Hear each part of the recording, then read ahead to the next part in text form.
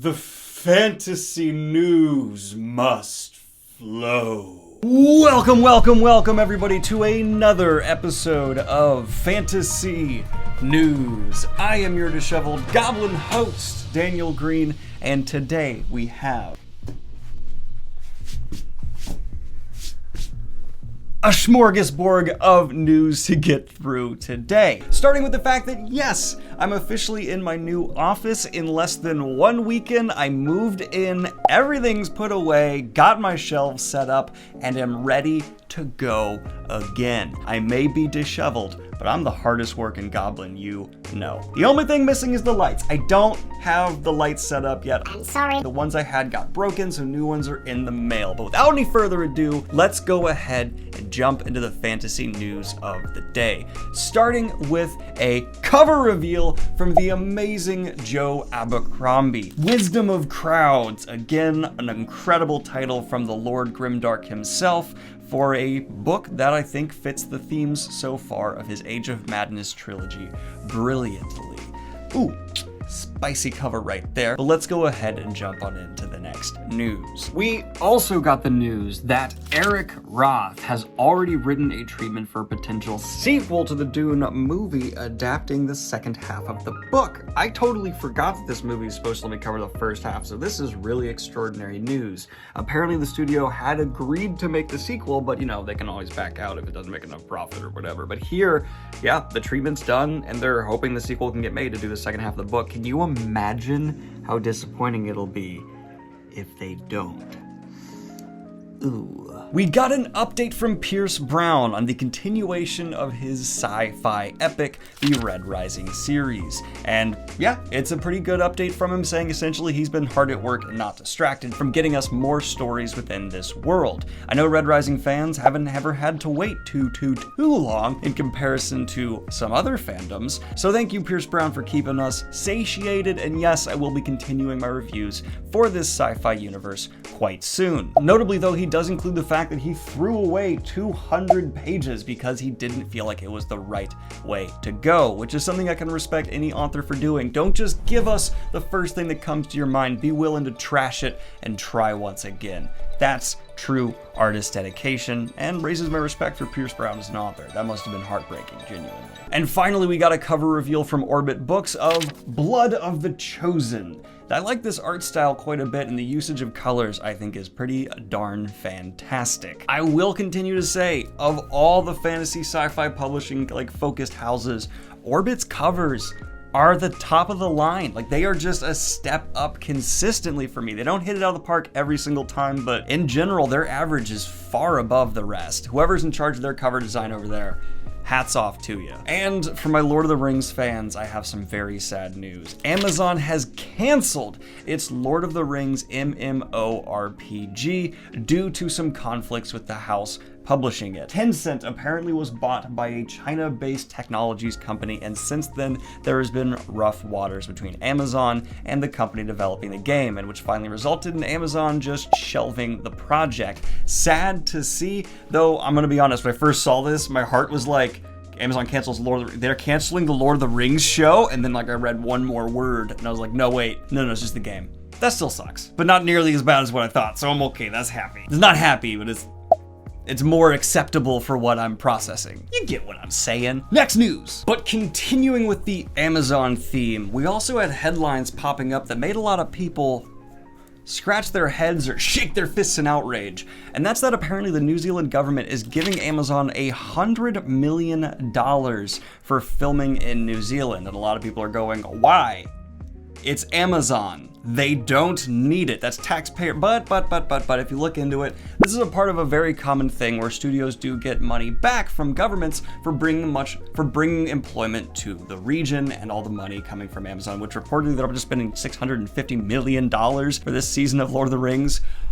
Oh my God, that's an unreal amount of money. I literally am not sure if I believe that dollar amount. What the hell? But because they're spending so much, apparently they have the ability to get 160 million back. Now, there's still some people who are going to be angry about that and still think it's not a very good usage of taxpayer money, and those people are not entirely wrong, but there's, you know, oh, they got the incentive of filming here. Would Amazon have filmed there regardless because it's New Zealand, and New Zealand really is Middle Earth? I'm convinced there's elves there. You can't tell me there's not. There's a more nuanced discussion to be had in the comments down below. Please be respectful as you do so. But next up, in terms of disgruntled creator news, we had one of the creators behind the Winter Soldier story apparently upset with the fact that they are not being compensated in a way they feel is just for their creation of the Winter Soldier now that he's being included in the MCU. Again, there's a much larger conversation to be had here about at what point should people stop being fully compensated for their creations? Never? Or after it's in a few different people's hands, the story's been developed by, you know, all kinds of different writers,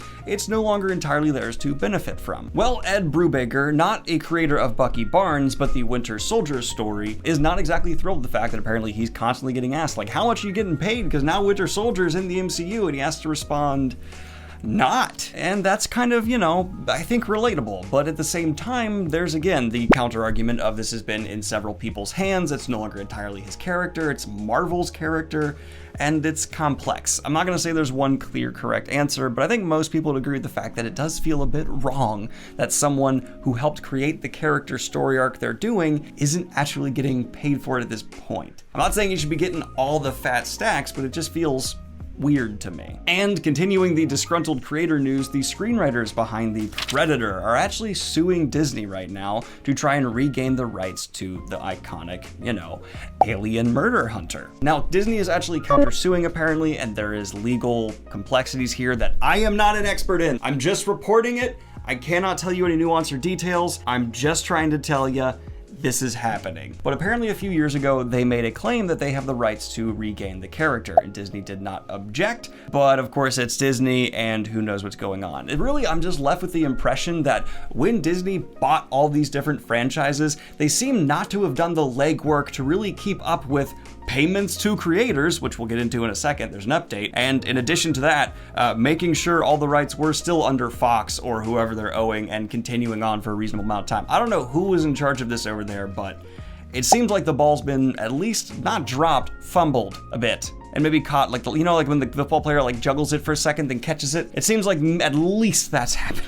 But okay, do you remember the Disney must pay hashtag? I sure do, because it was a big deal here. Well, Alan Dean Foster has posted a brief update where he said, the irritating issue with Disney, which you may have read about, is moving towards a mutually agreeable conclusion. The formal statement will be forthcoming. This was posted 3 days ago, and I actually haven't seen an update yet. It might be posted. I'm still in the middle of moving. There's a lot of stuff going on. Sorry. But I'm happy to see this, and I hope Alan Dean Foster is getting paid. The issue is there's a lot of people who have come forth since this issue arose who have not been paid for their work under like direct contracts where they should have been. This is not just an Alan Dean Foster issue. Disney Must Pay grew beyond that. I am very happy to possibly see a satisfactory conclusion for this man who has worked in such beloved franchises like Star Wars and Alien, but there is a continued problem here where Disney isn't paying people apparently, and I hope this goes beyond just him and Disney's about to step up on a larger scale and pay those who they owe money. We'll have to keep an eye out, and I encourage all to do. The Disney Must Pay issue is not dead. But going back into Happy Go Fun Time news, N.K. Jemisin apparently is going to be releasing a master class on writing science fiction and fantasy. And if there is any mind who I would love to pick over these exact topics, it's N.K. Jemisin. Oh, good lord, that's exciting. So I'm not sponsored by them. I'm not actually plugging nothing. There's no links to sign up in the description below.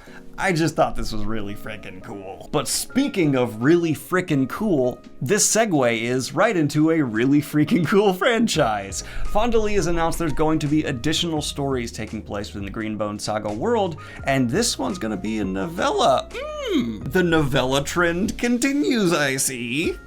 My novella Breach of Peace is out now. You can get it, links in the description. Go buy it. But Fond du Lis tweeted out, the Jade Setter of Janloon, a standalone novella, will be coming out from Subterranean Press in early 2022 in beautiful limited edition hardback. I will buy that! and ebook. I had a lot of fun writing a noir mystery, the Greenbone Saga world, with brand new characters and appearances by familiar ones. If Jade City was this version of The Godfather, this is Chinatown. Can't wait to share it. Fonda, I will give you my cat for that early.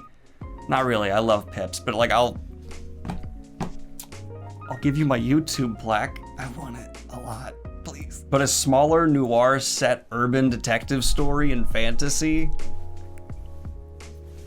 I like those if you couldn't tell, so I'm very excited for this. And we've gotten an update for the final Mistborn book taking place with Wax and Wayne. With the tentative title, The Lost Metal, apparently writing has begun on it. With a speculative release date of 2022, apparently the goal is to have the first draft finished by sometime this July. Very exciting for Mistborn fans. But anyway, this has been your latest episode of Fantasy News. Like and subscribe if you have not already, and hit the Patreon if you want to support what I do here.